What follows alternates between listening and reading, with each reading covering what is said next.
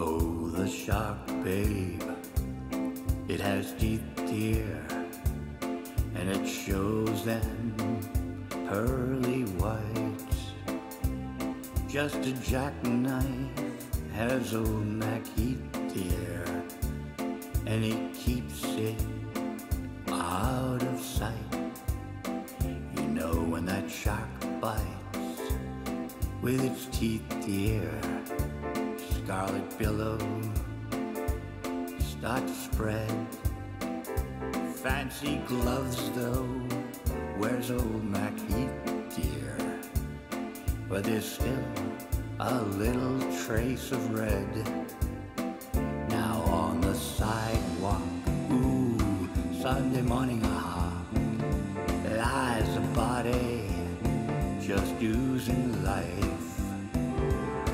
Someone sneaky. I'm trying to think of a song for you all.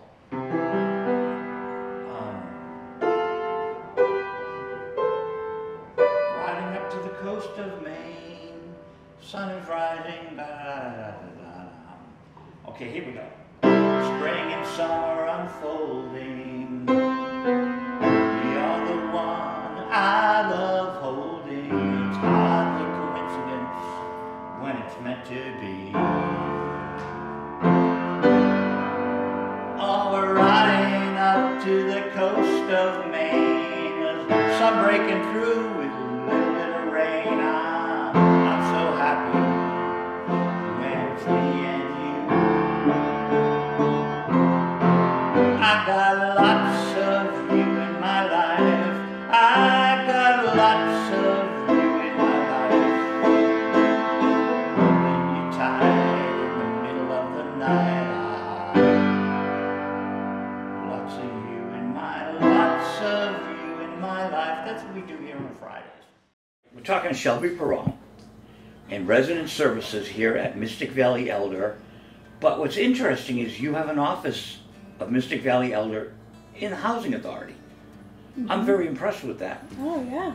The Housing Authority has a situation going with Mystic Valley Elder, mm-hmm, where people right on site. That's pretty amazing. Yeah, yeah. I love being here and being here for all the residents with, you know, anything that they need, and I really try to just set a positive vibe around here and have activities for everyone to do, and just, you know. Now don't blush, but everyone loves you here. Oh. They all talk about you in a I love positive everybody light. here. So in the TV room, you have positive thoughts. Mm-hmm. Where do you find them? I constantly looking up inspirational quotes and stuff like that. So whether it's online or, you know, certain stores, but I want this to be a place where people can come and feel comfortable and positive and everyone get along and just, yeah, good vibes only here. So there is bingo. Is it 2 or 3 nights a week? 3 nights, Monday, Wednesday, Friday, 5 o'clock. That's bingo. And then there's Bible study. Yep, every Tuesday evening at 6 p.m.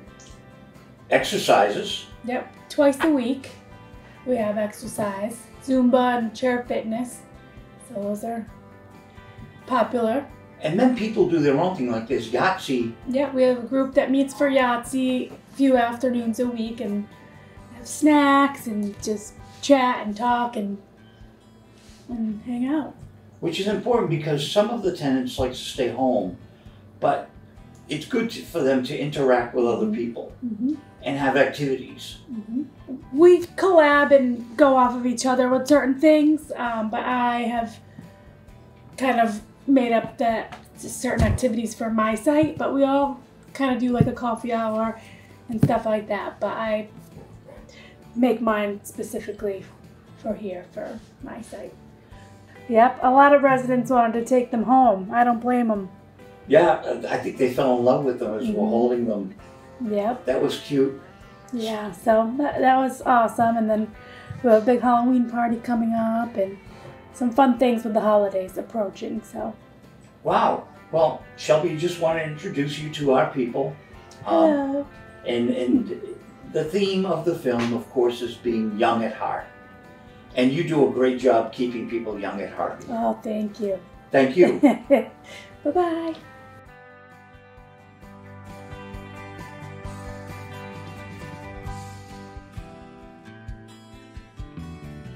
Welcome to the first edition of Everett Today. Today is February 21, 2023. I like to timestamp my shows.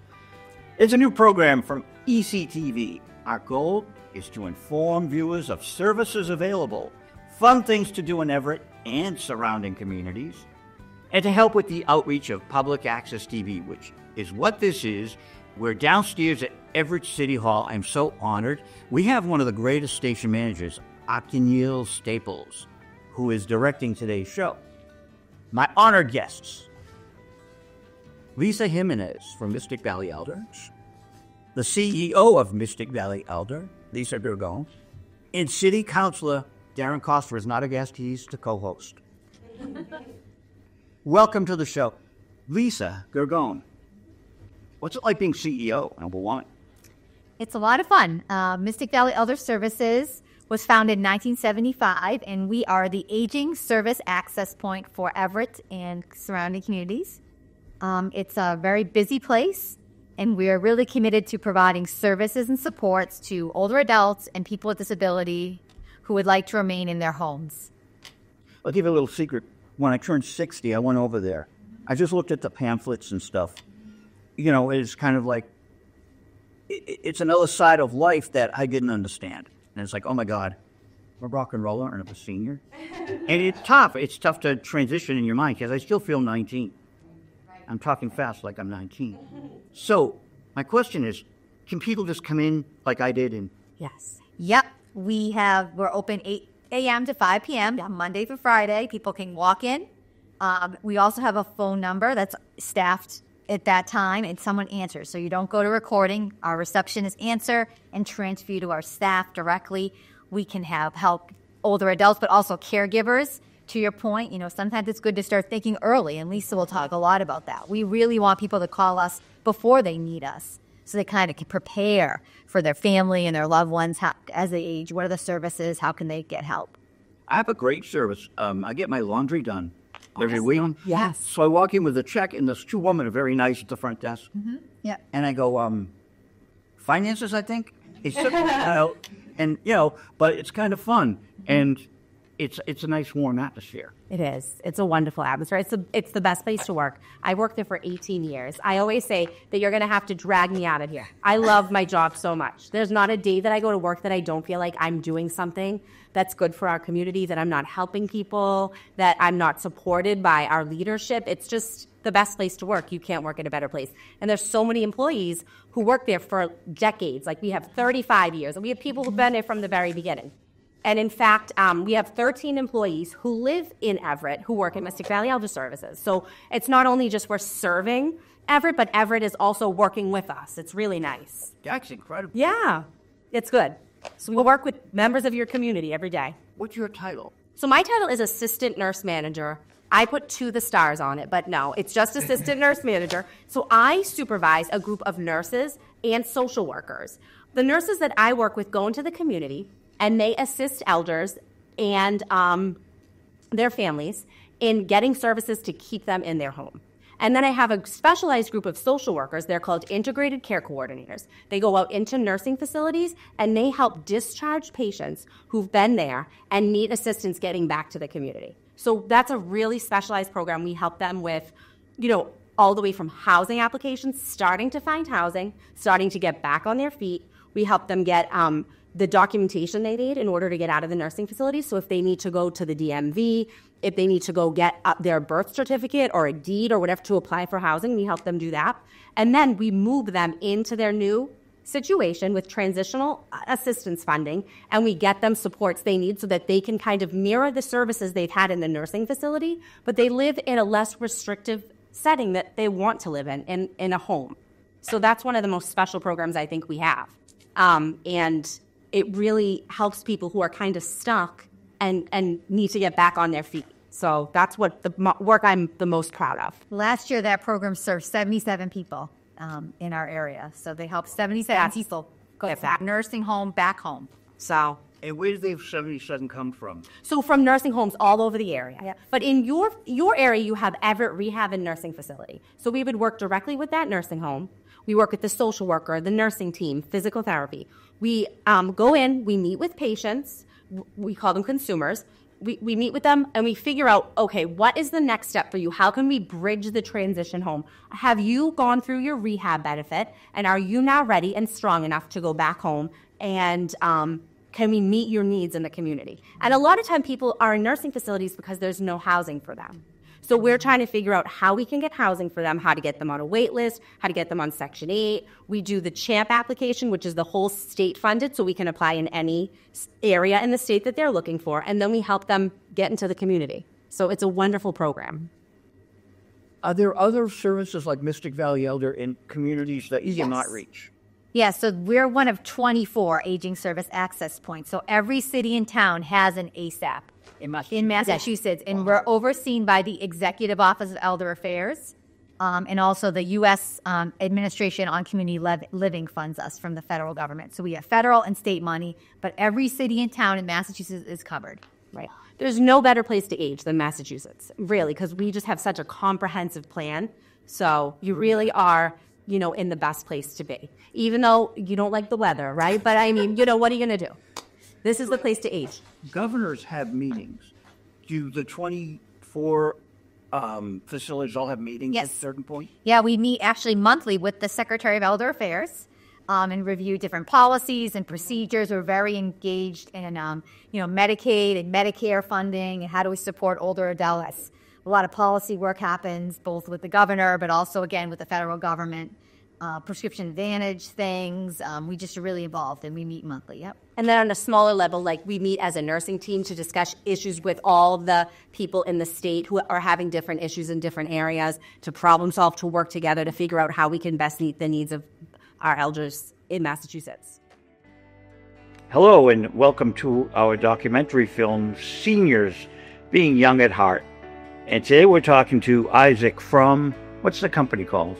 Action for Boston Community Development, ABCD. Oh, ABCD. And so what you do is, you were down at the community center with Dale earlier today. Mm-hmm. So you got in there at 10 o'clock. What was that like? So normally I come into the senior center around 10 in the morning, I like speaking with everyone there. Greet everyone, see how everyone's doing. But then usually at around 10 in the morning, when I arrive, I help set up the table. We have a specific dedicated table at the senior center that has stands that say tech support. And I help set that up and we get started. People come by, people ask questions, people might bring their devices. Some things are really quick, some things might take a lot of time and attention. But it's amazing. I love speaking with everyone and getting to know everybody and helping them out. What our audience needs to know is that this is a free technology information for seniors at the Everett Housing Authority. Mm-hmm. So, like today, I brought you my Android, and you guys helped me with the Android, which I still, I'm going back to iPhone. It's driving me crazy. What do you do when seniors come up to you with different devices? Did you get any laptops today? So I don't think, maybe once throughout the many locations that me and Olympio visit, maybe one person has asked a question about a computer, but really it's about like smartphones and smart watches, things like that, things that people hold. But because they tend to vary a lot of people have different devices that are from different years with different models and different languages. It's less that the person helping is the expert and more of them trying to investigate what the problem is and then trying to work towards a solution. I like to think of it as less of a expert at a store and more of a detective or in an investigation, trying to figure out what's going wrong, how can they help, and what can be done to achieve the solution. So I would say it's like that. So let's take a watch, a smartphone watch. What would like a problem with it be? So normally, at least in the instances that I've helped people with smart watches, sometimes it can be as basic as it's the first time that they've used it and they may not know exactly how to turn it on or how to charge it or how it even works. A lot of people say that sometimes it's a gift that was given to them, and now they're coming to me and other people at the Senior Center or Olympio that they just want help to how to get started with it because it was a gift and maybe they just don't know where to start. Sometimes it can be more particular, such as how to change the time on it or how to make this particular thing look this way or how to change things around. It can be more specific or more basic. Again, it's just more of how it happens in the day and then just working to find the solution there. Well, me personally, if I get something, a new technology, they give you really tiny print. Yeah. And so a lot of people here are older than me, a lot older than me sometimes, and they don't have computers. So they have the tiny print, but they can't get on the YouTube to ask a YouTube question, and usually there's an answer there. Right. Do you find that? Yeah. I would say that because, let's see, I like to think about in classes that I've done and people that I've talked with, I found that approaching it from this mindset might help a bit. When you encounter something that's completely new, and you can apply this to many other things in life, but when you encounter something new, you become really risk averse. Because you don't know what things are going to entail and what they'll mean, you really want to keep in control as much as you can. So anything that might look new or that might deviate from what you normally know, you might want to stick with that instead of venturing out with learning and knowing new things. But what I like to talk about is when it comes to navigating new technologies, it's almost like learning a new language or going on a hike, because it's wrong. For example, if I was a park ranger and you were looking to go on a hike in a trail, it would be wrong of me to say, hey, be careful, there's danger lurking around every corner, and if you be careful and if that's all I said to you, of course you're going to be very, okay, I don't know if I even want to go on this hike. And I find that it's pretty similar with technology. If I say something, it might make people kind of risk averse, especially in populations that might be a bit more discriminated against, like our older populations. So I found that maybe changing the mindset of how we approach problems or tackle things that we might be scared about definitely helps a lot to find that solution and make sure everybody feels okay. And a lot of older folk here, I'm looking for another term instead of senior, elder, older folk, but I haven't stumbled on it yet. But a lot of people here, the tenants, they like a story. So when you can maybe explain an Android phone to them in a story setting, some of the people in their 80s and 90s might have a more, oh, wow, now I understand. Exactly. Yeah, exactly. And especially because technology is advancing so quickly and with so many new features are constantly being added on top of themselves that you need a very nuanced understanding. It's not going to get to everyone, and not everyone is going to understand it to its fullest capacity. And when you have people who might end up going to their stores or asking employees for questions specific to that, who may not have the time to sit down and explain things in detail, like you mentioned in a story setting, it might accidentally, through nobody's fault, might accidentally lead to resentment and people starting to intake feelings of risk averse and, well, maybe it's not worth the trouble to go through all this if it's going to give me these kinds of results, right? So I think you're definitely right. And I think the more we work towards helping and being understanding and being knowledgeable of how we feel about things and not being afraid to be critical about how we feel about technology, especially with technology, I think that the work that can be done will be able to better provide and better serve the people that we try to help. So you go to 3 different venues, if you will, areas here. Over the past few weeks, what kind of problems have you seen? I would say that one big problem is definitely one's ability to feel confident in the things that they use. Sometimes people ask questions about their phone or their computer or any other technology. It's always, at least to me, it seems, what is this new thing? Can I do this? Can I do that? And when it comes to solving those problems and finding answers to those questions, it helps to change the mindset a bit.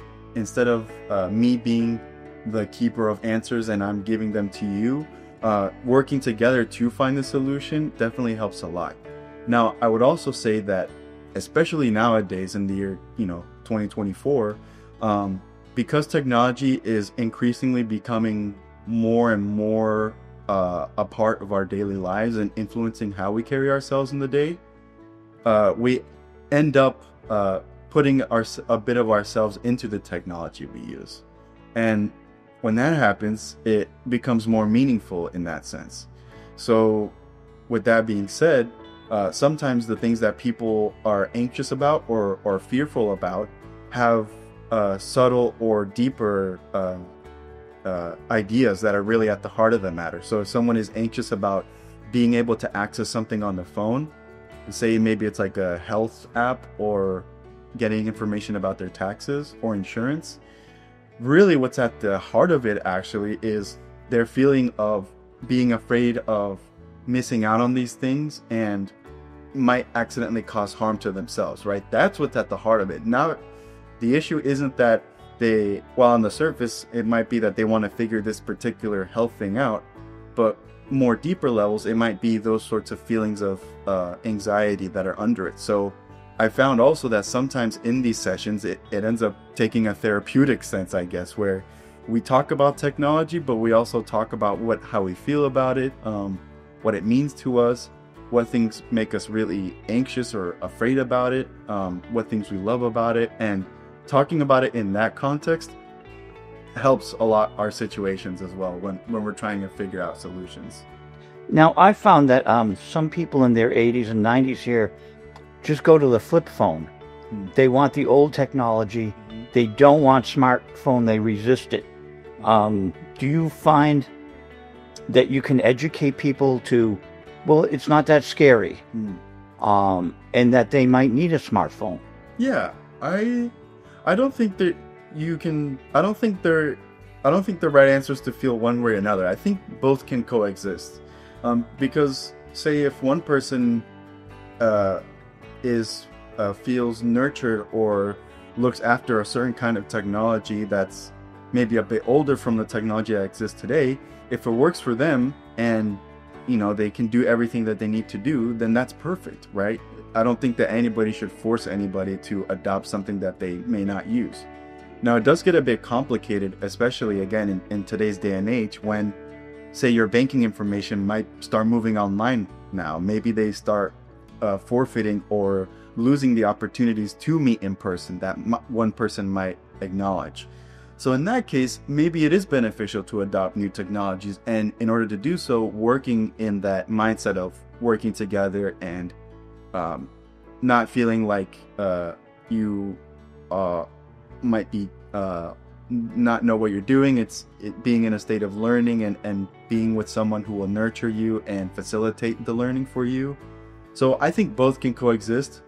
With that being said, I think the most important part about that topic is that if we are moving towards a society that is going to depend on technology, we need to make sure that the technology we use looks after us, and it's not just a tool that we rely on, but rather something that we can use and coexist with and make meaning of it without feeling like it's something cold in our hands.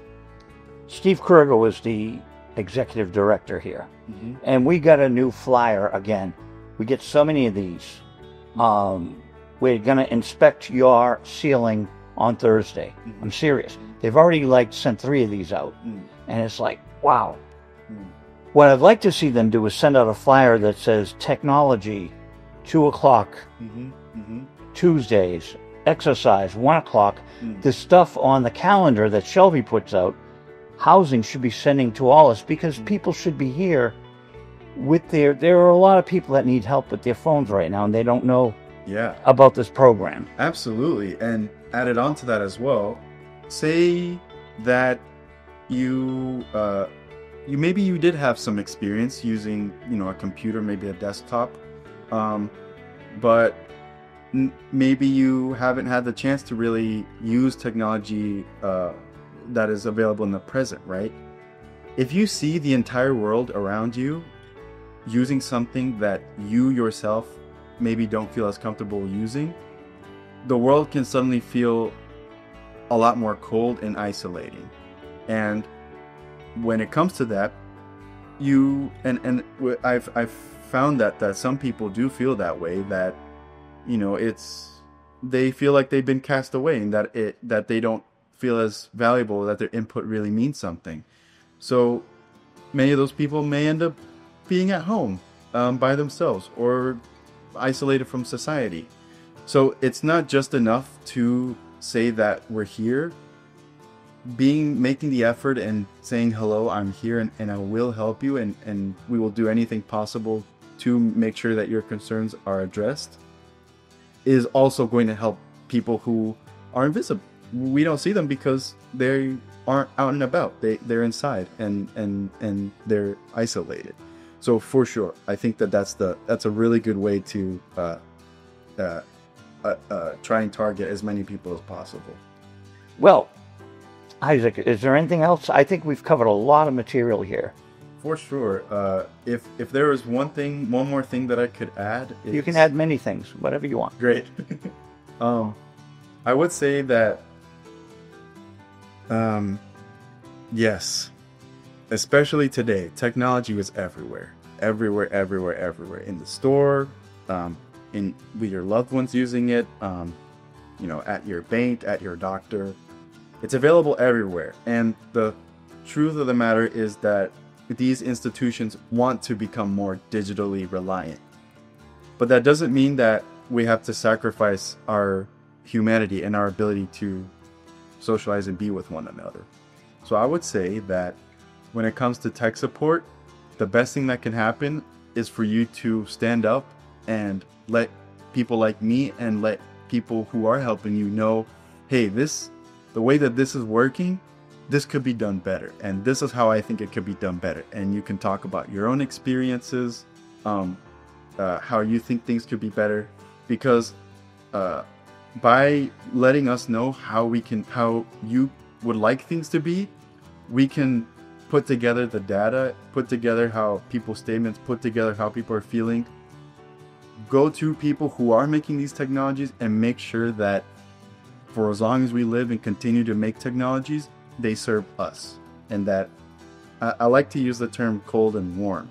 It isn't something that's cold and foreign and something that I have to learn to live with. I want it to be something warm that I know will be there for me, and that I know that I will be there for it when I need it, right? And if there's something that I need from it, it will be able to give it to me, and it's warm and it's a part of who I am. That's how I think we should look at this solution. And I hope that in the future, and I hope we can get to that point in the future.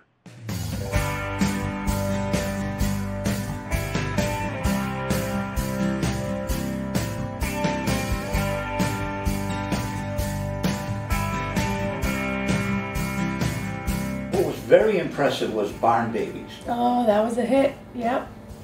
Hope to do that again soon, but the residents loved it. So I'm so glad we were able to do that, and it was probably one of the most popular events that we've ever had here. So it was awesome to see everyone come out and enjoy some time with the barn babies, the barn animals. Yep, a lot of residents wanted to take them home. I don't blame them. Yeah, I think they fell in love with them as well, holding them. Yep. That was cute. This is Sharon. Hi, Sharon. What is this you have? Millie. And what is Millie? A kitty? Who said she's Yes, Millie is a kitty. She's either Persian or Himalayan. That's what we usually have at the barn. Oh, she's beautiful.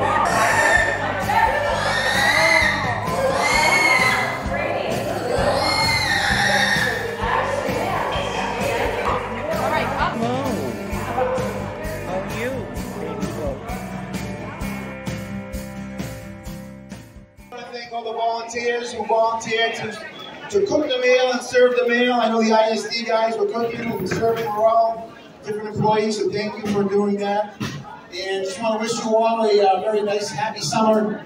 Couple of things. Sunday night we have the postponed 4th of July festivities down at Glendale Park. So hopefully you can come make it. The fireworks will go off at 9 p.m. And tonight is the public meeting at City Hall regarding the Everett Square redesign. We're going to try to redesign Everett Square, clean it up a little bit. So hopefully you'll come up and express your if you're for it or against it, hopefully you're for it.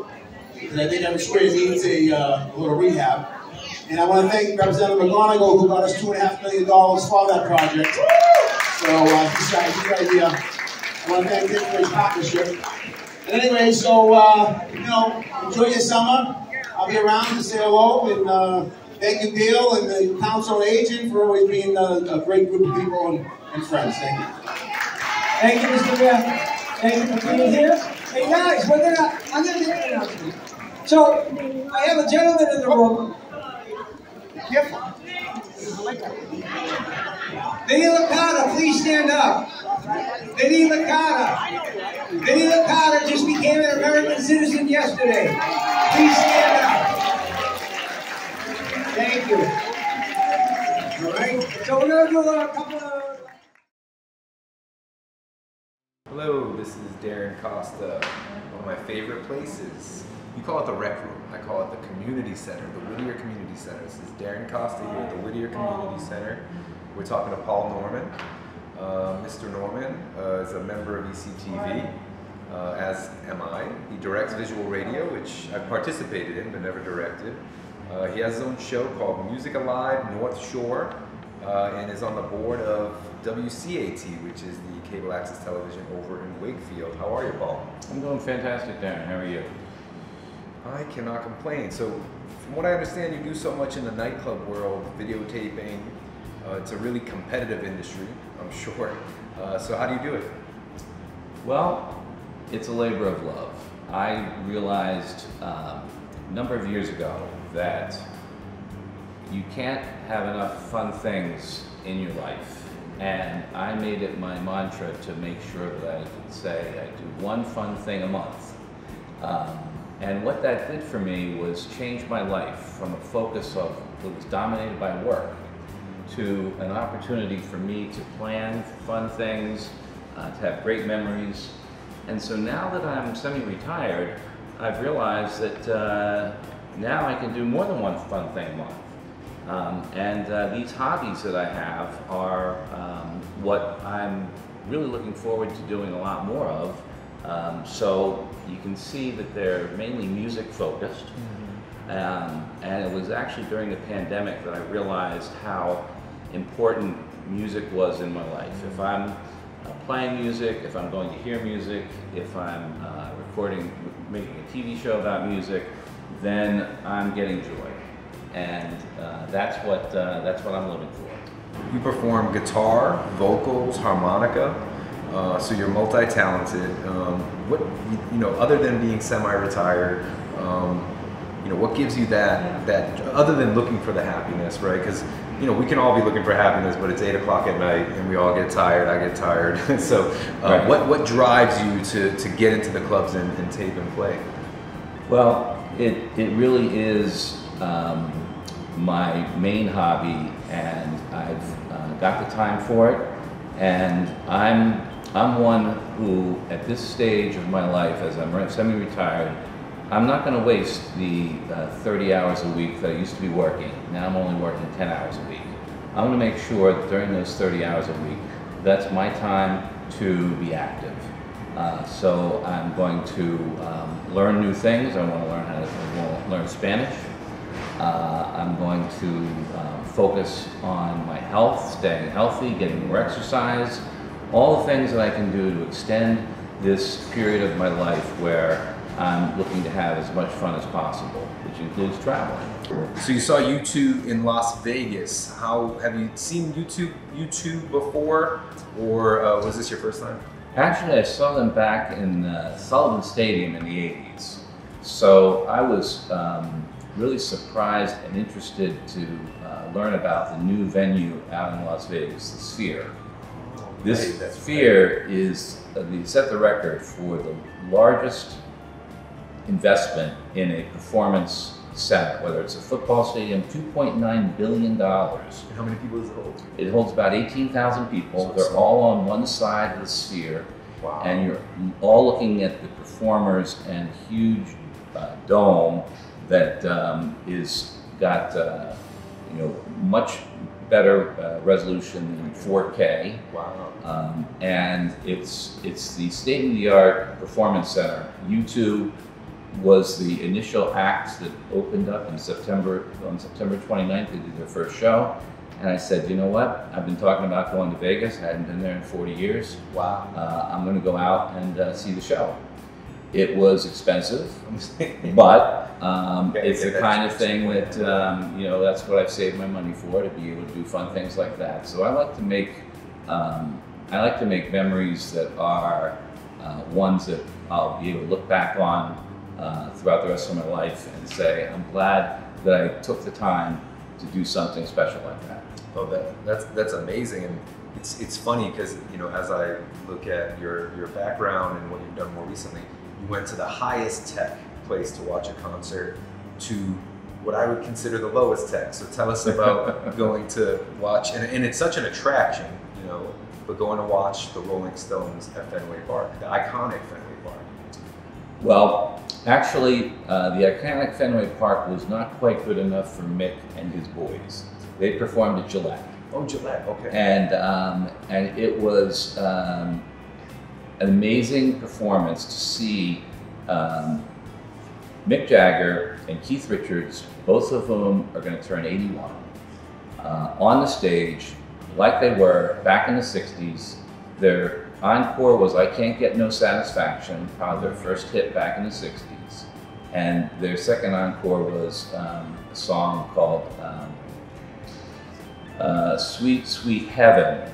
And that is their single off their new album. So it was interesting to see, what they did when they were 80 and what they did when they were back, in their 30s, back bookend. But that was a, again, it's all music themes. So I really enjoy seeing iconic acts. Like I saw Rolling Stones one other time as well. But this might have been the last time I saw them. And it was interesting, in May, I also saw Buddy Guy, who was doing his Damn Right Farewell Tour. Buddy Guy is 87 years old. Wow. Buddy Guy plays on the stage like he did back when he was a young man.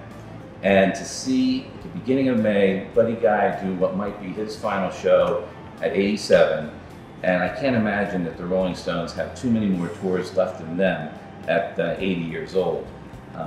But that's a great example of people who live a life that's different than the number that's on their driver's license. And always performed, energetic, so that investment, again, in that passion, right? Because I don't think it's not like just going to the gym, people force themselves to work out. It's got to be a passion when you put in that much into your music and how much they move. It's not an idle show, it is an active show even at 80, and I'm sure it's not the same as 30, but it's probably pretty close. It was pretty close. Mick Jagger was dancing on that stage for 2 hours. There was only probably about a 15-minute break where he had Keith Richards do a couple of the songs that he does the solos and probably wrote those songs.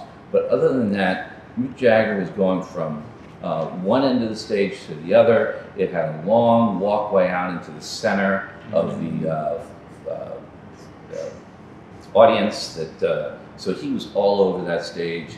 and moving like he wasn't a day over 35. It's like a marathon. They're It was running a a marathon in a day, right? Exactly. Each performance is a marathon. So that's cool. And 70 is the new 30, right? Absolutely. I'm hitting my mid-40s, so what's the mid-40s? It feels like 60 when you have two small kids, but Well, am I going the wrong way? You have a chance to reverse that trend. You are being challenged by all the things of raising kids, raising a family. You have to have a much higher percentage of your time focused on things that aren't about you. Oh. And once you get to the empty nester phase, which is probably something that you can't probably even dream of, I may not make it. you'll get there. That's when you shift the tables, and that's when you start to reinvest in yourself, just like you did before you got married and before you had kids. So Joe and I were lucky to be part of the media group that that had a tour of the Encore Casino in Everett the Friday before it opened on Sunday. We were the only local access station. So we were walking around in small groups of 10 or 12 people with Channel 4 reporters and saw the entire thing, and it was a nice opportunity to educate the community on this new, what was and probably still is, the biggest investment that was made in Massachusetts. I think it was $4 billion with the cleanup of the Monsanto plant, the building of the casino. Yeah, that was over $2 billion. Just the $2 casino billion? itself. The casino itself, just the building. The building not itself. the remediation of the land. Yes. Not everything else around the land. Because they also have improved across the street. They've built parking lots. They've done quite a bit to the infrastructure. There's more to go, but they've done quite a bit. So that was an opportunity for us to do a local access show that highlighted not only what's there now, but how Everett brought that to the community with the local government and some of the benefits that the municipality has received by being the home of Encore Casino. Yeah, no, it has been in that area, it's just beginning to expand because there's, acres of land there that are yet to be developed. Some of it's well understood what's coming, other is kind of still within the grips of different political bodies trying to find the best use case. Sure. And it seems to be the soccer stadium is ahead. So you might be watching U2 or Mick Jagger dancing in a more innovative stadium a lot closer to Boston, but I don't think it's going to meet the expectation of the Sphere in Vegas, so don't expect that. Probably not, but I did hear an interesting thing I read over the weekend that Rick Grossbeck, who's now selling the Celtics, who would be a great owner for that, and it would be Steve Wynn, who could then build, instead of the soccer stadium there, a new a new arena for the Celtics on that piece of land. So, so who knows? But good things are going to be happening, and it's going to make the community members have access to many more things than they do now, so they can get out and participate and enjoy themselves. Are you going to see the Olympics? I'm looking forward to my first visit to London and to Paris in August, the first 2 weeks of August. The first week of August will be the second week of the Olympics. So I'm going to be attending 3 events when I go there, including beach volleyball at the Eiffel Tower. So it's, again, goes along with my theme of make memories that are ones that you look back on and say, yep, I've been to an Olympics, I've been to a Super Bowl, I've been fortunate that I've had the ability to do those kinds of things, but I make it a point to be on the lookout for things that will be lifetime memories. Having clubs, if you want to call it that, or weekly events like the Music Hour on Fridays here at the Community Center is a great example of a way for people to get together, put it on, it makes their week, they come in, they have fun, What are other things that could be done like that? Maybe it's a Yahtzee club, maybe it's a bridge club, maybe it's a gardening club. You know, the meetups that they have now, maybe there's a way that, you know, a combination of groups that would foster multi-generational activities, so that the seniors come in and their experience is valued. The youth and the vibrance of the younger people start to rub off on them.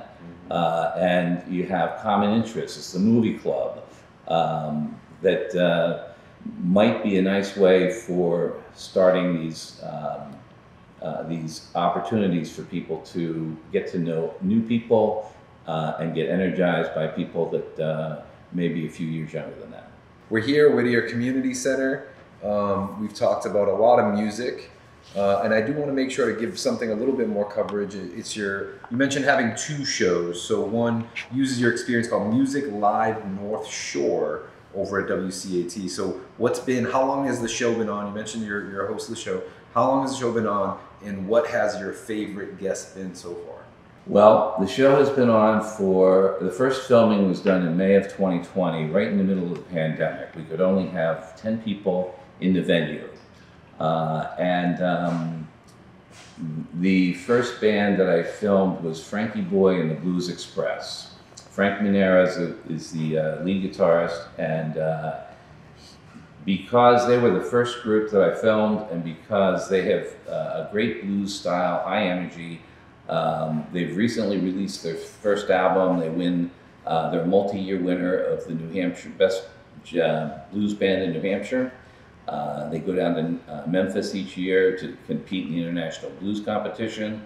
But what I've really enjoyed is these young bands that are just happy to have an opportunity for them to be showcased and to go ahead and be in a situation where they can get their music out to people that may not be aware of them.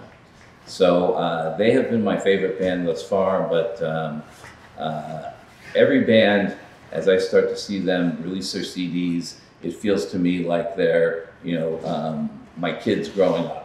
And so I like to see the evolution and the success of these bands, and do my best on Facebook and other medium to promote their shows and be an advocate. So other than going to the Olympics, what is your next on the list of doing for the first time? That's a great question. I think it's going to be, I am looking forward to doing for the first time, being a grandfather for the first time in September. Congratulations. So I come back from the Olympics in August. In September, I'm going to be a grandfather for the first time. So I can't wait. It's going to be. Have you changed diapers? Not all dads. I was active. I was active. You were ahead of your time. I was ahead of my time. Yes. Okay. Good. But so that's really the big event for me. That and will you change diapers as a grandfather? I'll be happy to any you day, will? any night. My parents don't. They'll hand off. Yeah. They do a lot. I'm not complaining, but they will hand off. You can see how beautiful the gardens are here Manicured. in this photo. The flowers are going to be changed seasonally, so there'll always be a new display to enjoy. And there are beautiful sculptures that are here in our next picture that are showcased around the property. And this is one thing that I think the guests will find interesting. The Wynn casinos are known for the high-end art that they include at their destinations. So here's one example of some interesting sculpture that's along the waterfront. So after you have a chance to get off the boat, enjoy the gardens, it's time to enter the casino. Isn't that a theme, the 3 heads? There's some kind of theme behind that.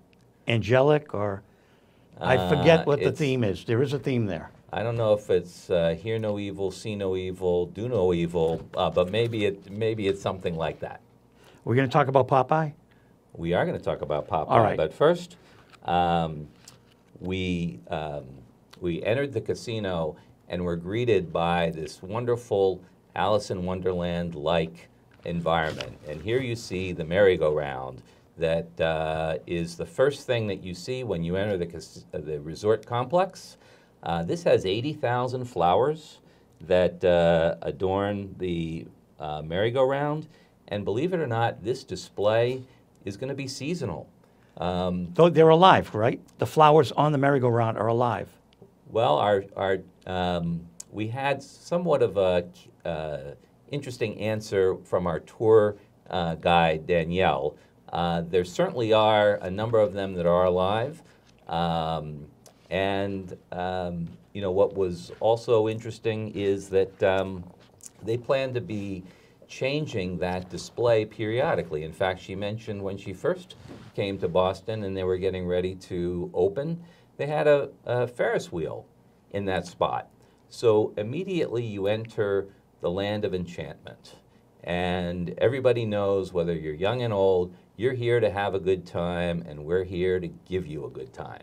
You call it Alice in Wonderland, I call it the Land of Oz. But it's still magical imagination and an array on the senses. Absolutely. And not only visually, but taste, when they gave us some of the foods or the drinks. Everything is about the senses and exciting the senses. Right.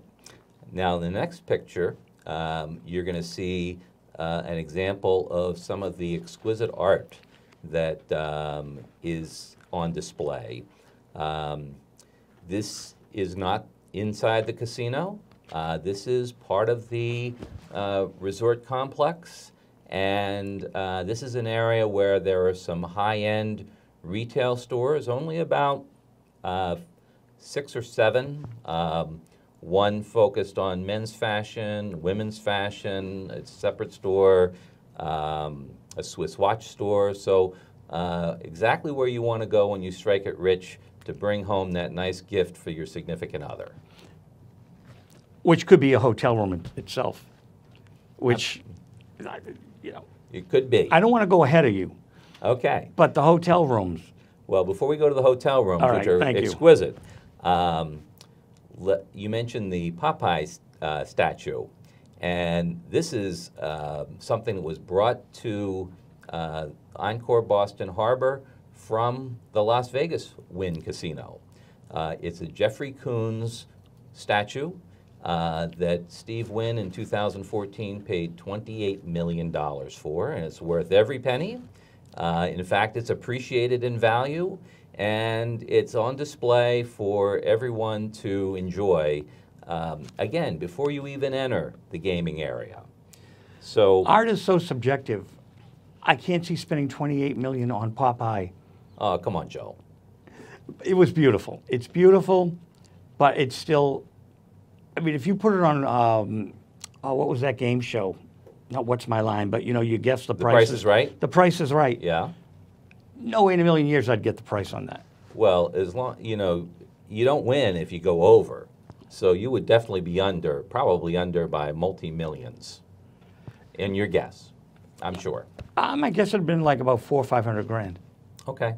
Well, it's a very whimsical piece of art, and it just gives you a feel for the environment. You know, everything is designed to put a smile on your face. And it evokes your youth.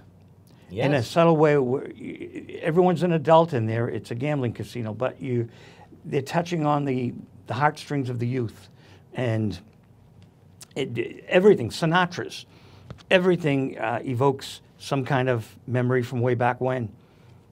And the future of the Mystic River. Sure. I ramble on. So you mentioned the hotel. Why don't we take a minute and show our viewers some of the luxury accommodations.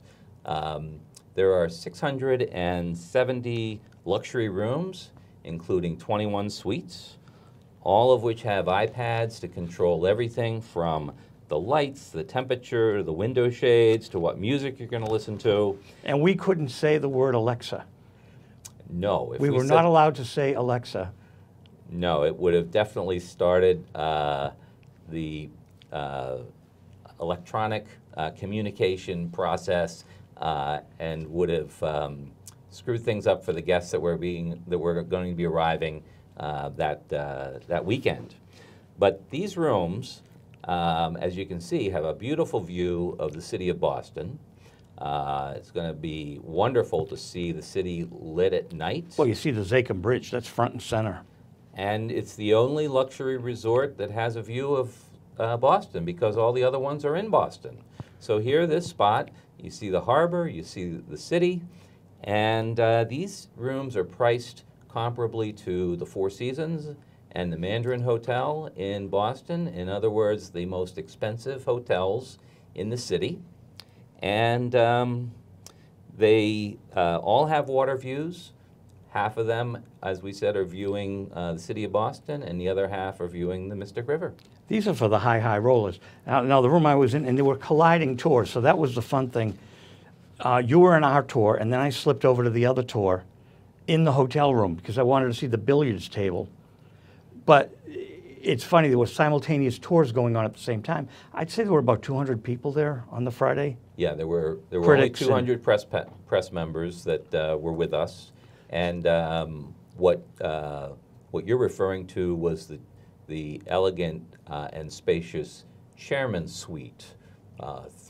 3 bedrooms, 2 levels, the billiard room, spacious living room, and I don't think I'll be spending a night there, but there will be some high rollers that will be enjoying that beautiful accommodation. Now, visual radio, we've been around, since 95, so I don't usually gush about things, and I'm just so impressed because Everett has changed. Everett has massively changed by this. This is like turning on a light switch. So if we sound like we're, this is just an amazing place. And like I said, Mike's Donuts was my haunt. So like your haunt is suddenly, the chemical plant's gone. Mm-hmm. I didn't know what to think when they said they were going to clean up the Mystic River. I had fun on the boat. So we wanted to do the special visual radio on something very special in Boston. And it could have went the other way. People are like, oh, God, the traffic. What are we going to, I mean, that's the big thing. What are we going to do about the traffic? So far, so good. Because where I live, I thought there would be a spillover. And there wasn't. Mm-hmm. So they had 50,000 people on that Sunday, and they had those fireworks in the daytime, right, which were amazing too. But this is something that has changed our area. This is something that has changed our space. It's worthy of discussion, and Paul and I had fun. So that's the only way to put it. This isn't an infomercial by any means. This is 2 critics eyeing it, and it could have went the other way. Like, what did they do? They should have put it elsewhere. Maine, Revere, you know? Mm-hmm. It kind of fits where it is.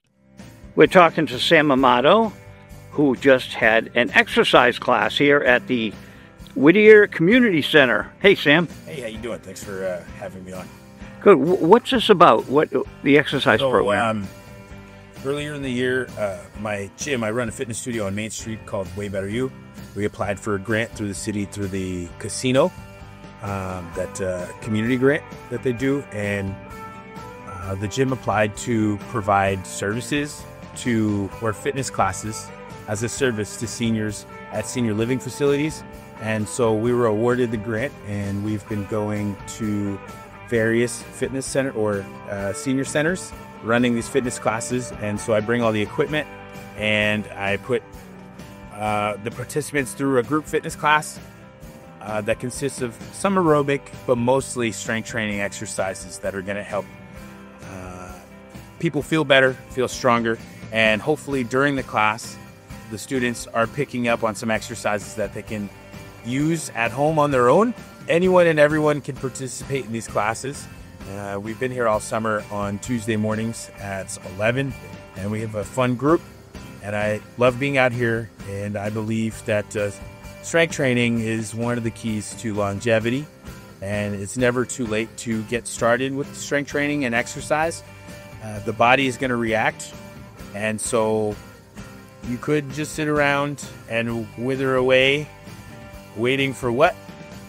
Or you can pick up some dumbbells, and you can pick up, put on a pair of tennis shoes, or you can pick up a bottle of water, you can pick up a gallon of milk and do some exercises at home. And if you don't know how to do those exercises, you could be in here taking class with me, learning some of those exercises, and hopefully you can apply it to your own life. Even if it's not fun, you do your taxes not because they're fun. You go to the grocery store not necessarily because it's fun. You brush your teeth not because it's fun. You do those things because you have to do those things, right? So if you can make exercise part of your routine or as part of your habit, it doesn't have to be a lot. You'll start to feel a difference almost immediately, and it's a good feeling, and you might find yourself wanting to do more and more and more.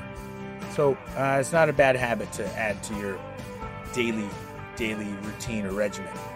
It was a good crowd here today of a mix of people I don't usually see all together, which was good. Yeah. I think fitness classes are a fun way for people to build community without feeling forced to talk to one another. You just build up a camaraderie, and you see the same people working out all the time, and you start looking forward to seeing them because you know that they're going to be there, and they're expecting you to be there. And you're there to support one another. So exercise is definitely a great way to build community. So we moved into this space in June 2020, and we had an opening August 2021. And then we closed pretty quickly because of COVID again. So we really, that following spring, got going, and we took art to the parks. We set up different projects, and kids would just come over, sometimes adults. We had some adult-friendly projects too. So, nice. Yeah. I see that you have an original Andy Warhol. We fell in love with this. I don't really necessarily want to advertise Coca-Cola. Right. It's totally vintage, which is actually how we picked the colors for our branding. Oh, nice. Around the same time period that this might have been painted. What is this? This is Evelyn Gayhart's little library, and her mom Eleanor was just here because someone smashed the window. It's really sad. We got up yesterday. We cleaned up some of the broken, it was plastic, not glass. Unfortunately, we cleaned up some of it, but she has to find, we're gonna put plastic so the books don't get wet. And then these are, this is what some people call them kindness rock gardens, but I call them art rocks. Oh, wow. It's like a double entendre. So, so this is, there's Evelyn's logo actually. So that's Evelyn's Free Library Cool. Network. So she's popped these up in all over Everett. Really? Yeah, and then we oftentimes bring art rocks to different like celebrations, and also the kids for choice time sometimes will choose to do rocks. So if this is running low, we'll do it one afternoon and bring a whole pile up. So it's starting to run low, and then we've always had the art rocks in the window anyway. So for people to know, it's right off of Locust Street. Come on in. Wow. So this is my sculpture. It's basically our living room also. Wow. I have work in a few places right now. Upstate New York. I was in a show at the Hudson Valley MoCA. And I just got a couple of pieces into the Cambridge Art Association exhibition called Aura. So the lights in the sculptures? Yeah, so basically those two greenish, purplish ones, they're called Gertrude Talking at Dorothy. And they're made from pole lamps, because I always use materials that have been thrown away. That's the guts of the sculptures.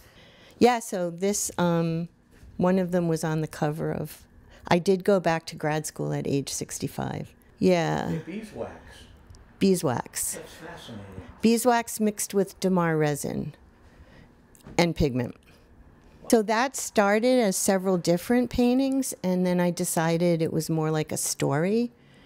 And so each sort of figure kind of shape tells some kind of a story. And I feel like using materials that have been thrown away, that they've been touched by my hand, that I've used, or that they tell me something about the time period that I lived in, there's some history there. So the story is hopefully means something to other people. These two chair figures and this chair figure, and there's another one around the corner, they were made for an installation in SOA called The Dinner Party, and it was a time when I invited other people to come into the gallery and do work with me. That's mine from, oh my God, I don't know how long ago. Like, my kids are in their 30s, and that was from well before I knew my husband.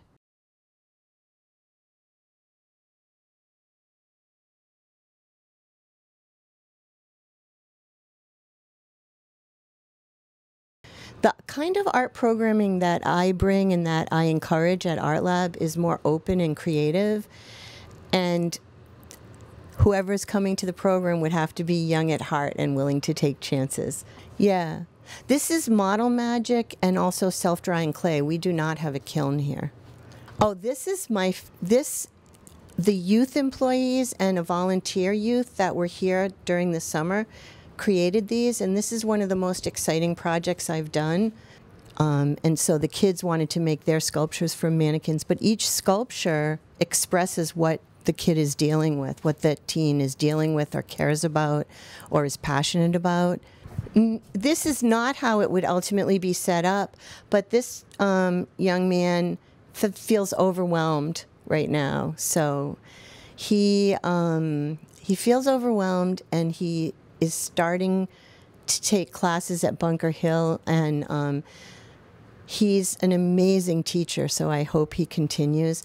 But he was taking all these books that had some meaning to him. Every inch of Art Lab seems to be utilized in a good way. Yeah, sometimes it gets a little crowded, but one of my youth employees is an amazing organizer. So her job is like organizing, inventory, and then supporting the teaching and supporting the social media or the graphic design stuff. Wow. So she organized these shelves like you wouldn't believe, and she keeps them up to date. A field trip is definitely in order. Well, thank you, Marty. Sure. Amazing. You should go up the stairs so you can see the kids' artwork. This is more of Natasia's work. And then on the wall over here, we always have a schedule posted, and we let the kids know what the project is going to be for the day. So one day we did foam stickers of animals, because one of the kids is really interested in all different animals. And then this is called the Exquisite Corpse Project. We only had a couple kids that day. And so it's a thing that the surrealists invented, where different people work on the same piece of artwork. Nice.